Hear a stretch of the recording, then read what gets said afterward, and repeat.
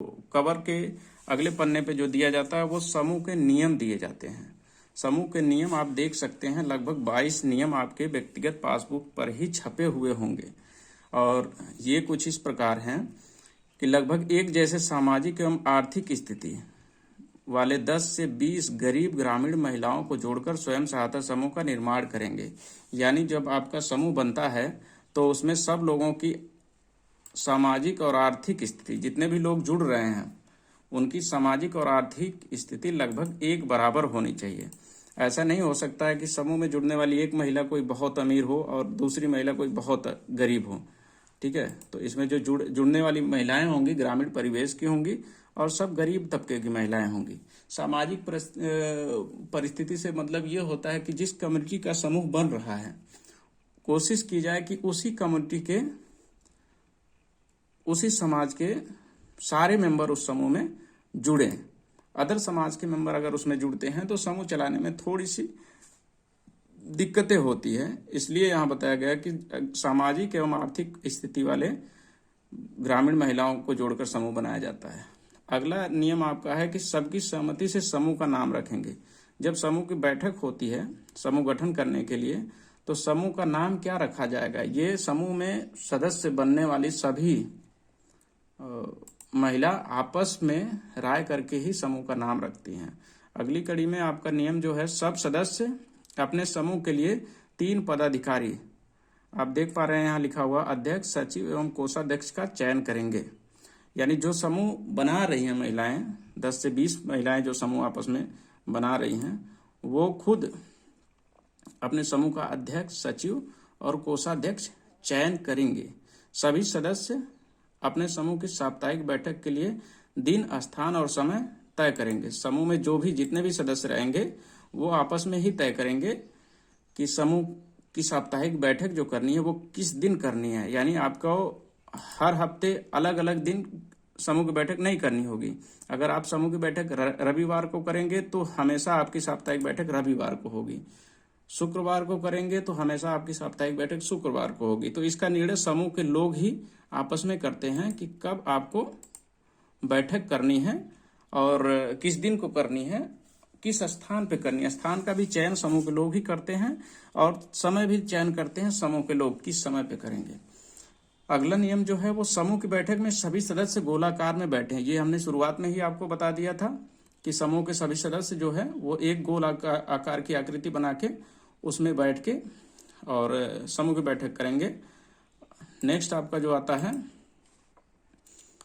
सब सदस्य मिलकर साप्ताहिक बचत की राशि का निर्धारण करेंगे। साप्ताहिक बचत कितनी करनी है उसका निर्धारण भी समूह के सभी सदस्य करेंगे। नेक्स्ट आपका आ जाता है, सभी सदस्य मिलकर समूह की ऋण की दर का निर्धारण करेंगे।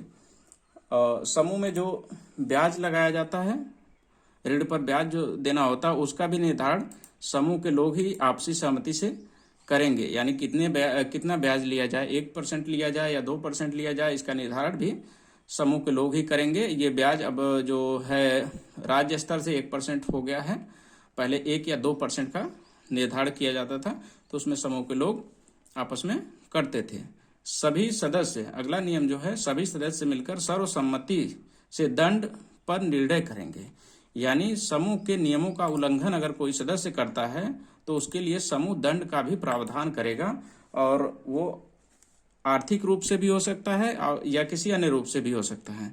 तो आर्थिक जो अर्थदंड लगाया जाएगा उसमें समूह निर्णय लेगा कि कितना दंड लगाया जाता है। अक्सर करके जिस समूह में ज्यादा दंड लगाया जाता है उस समूह के लोगों को ये माना जाता है कि ये ज्यादा जिम्मेदार व्यक्ति लोग नहीं हैं, जो समूह के नियमों का पालन नहीं करते हैं। तो ये दंड वाला कॉलम जो होता है वो समूह के नेगेटिव पॉइंट को दिखाता है, लेकिन होना चाहिए निर्धारित, और कोशिश हो कि समूह के किसी भी सदस्य को दंड न देना पड़े, क्योंकि वो जिम्मेदारी से अपने समूह के नियमों का पालन करें।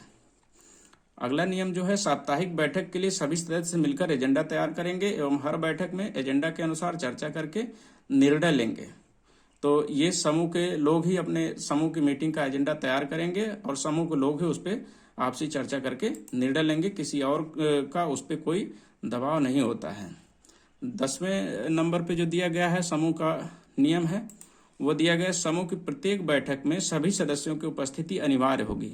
यानी वही बात आ गई कि सब लोग उपस्थित होंगे प्रत्येक बैठक में। क्या एजेंडा है, क्या उसका निर्णय है, वो आपसी तालमेल से, आपसी चर्चा से वो लोग निर्णय लेंगे। यहीं पे दंड वाला कॉलम खत्म होता है, क्योंकि सब लोग अगर उपस्थित होते हैं और सारे नियमों का पालन करते हैं तो कोई दंड नहीं देना पड़ेगा उन्हें।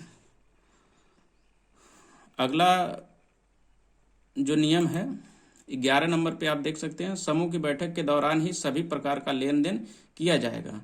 ये बहुत ही इंपॉर्टेंट पॉइंट है। अक्सर करके समूह में देखा जाता है कि किसी को समूह से ऋण की जरूरत है तो वो अध्यक्ष, सचिव, कोषाध्यक्ष या किसी एक दो मेंबर से संपर्क करते हैं और वो अपनी बात को समूह के बीच में नहीं रखते हैं। या किसी ने ऋण लिया है, वो ऋण चुका भी रहे हैं, तो वो क्या करते हैं कि किसी एक पदाधिकारी को ऋण की राशि दे देते हैं और उनसे कह देते हैं कि हमारा इतना ऋण था, इस महीने का किस्त थी और हमने ये जमा कर दिया है।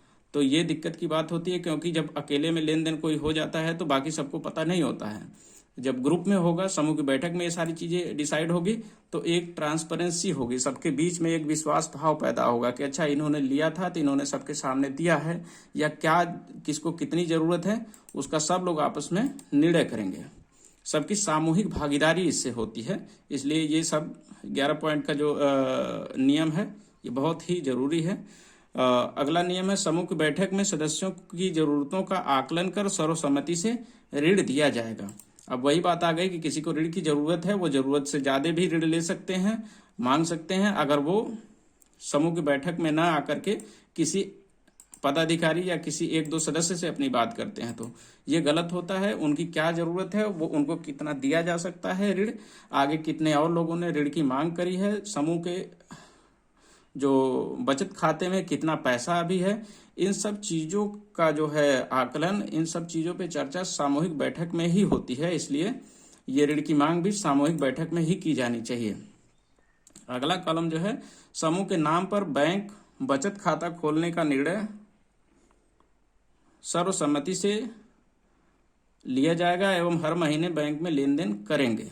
समूह का जो बचत खाता खुलता है वो भी सबके आपसी निर्णय से ही खोला जाएगा। अक्सर करके लोग ये देखते हैं कि आपके गांव के पास में कौन सा बैंक है जहां पे आसानी से लेन देन किया जा सके। महिलाएं होती हैं तो वो आसानी से जाकर पैसे का लेन देन कर सकें, इसलिए आसपास के बैंकों में ही ये खाता खोलने का निर्णय लिया जाता है। 14 नंबर का जो पॉइंट आपको दिया गया है वो समूह के सदस्य समूह के समस्त पुस्तक लिखने के लिए खाता लेखक का चयन करेंगे। समूह के सदस्य ही समूह का जो रजिस्टर लिखा जाएगा, समूह के सदस्यों में से किसी एक को चयनित करते हैं लेखाकार, जो आपके समूह के सारी गतिविधियों को लिखित रूप से उसमें एंट्री करता है। 15 नंबर पे खाता लेखक द्वारा समूह के समस्त पुस्तक समूह बैठक के दौरान ही लिखा जाएगा। और ये लेखाकार जो है पुस्तक समूह का जो बुक ऑफ रिकॉर्ड्स होता है वो समूह की बैठक के समय ही लिखेगा। ऐसा नहीं कि वो घर लेके जाएं और वहां लिखें, नहीं, जहां समूह की बैठक हो रही वहीं पे ये पूरी पुस्तक का लिखा जाना तय होता है और वहीं लिखना चाहिए। 16 नंबर पे आपका समूह का नियम जो दिया गया है, समूह के खाता लेखक का मासिक मानदेय हर महीने समूह की आय से दिया जाएगा। समूह में जो आय होती है, यानी किसी को हमने लोन दिया है तो उसका ब्याज जो होता है, ब्याज ही समूह की आय होती है। तो समूह के लेखाकार को जो है मासिक मानदेय भी उसी आय से दिया जाता है और इस मासिक मानदेय का निर्धारण समूह के सदस्य आपसी तालमेल से तय करते हैं कि कितना इनको मानदेय दिया जाएगा। 17 नंबर पे प्रत्येक 2 साल में समूह के पदाधिकारी का बदलाव सर्वसम्मति से किया जाएगा। ये एक बहुत ही महत्वपूर्ण पॉइंट है।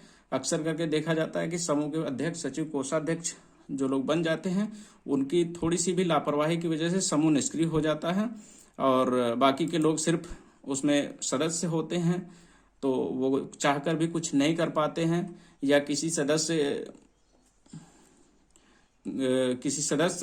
को है इतनी क्वालिटी है कि वो उसका नेतृत्व कर सके, लेकिन वो अध्यक्ष, सचिव, कोषाध्यक्ष का पद किसी और के पास है जो निष्क्रिय हैं, फिर भी समूह निष्क्रिय हो जाता है। तो इसलिए हर 2 साल में समूह के पदाधिकारियों का बदलाव यानी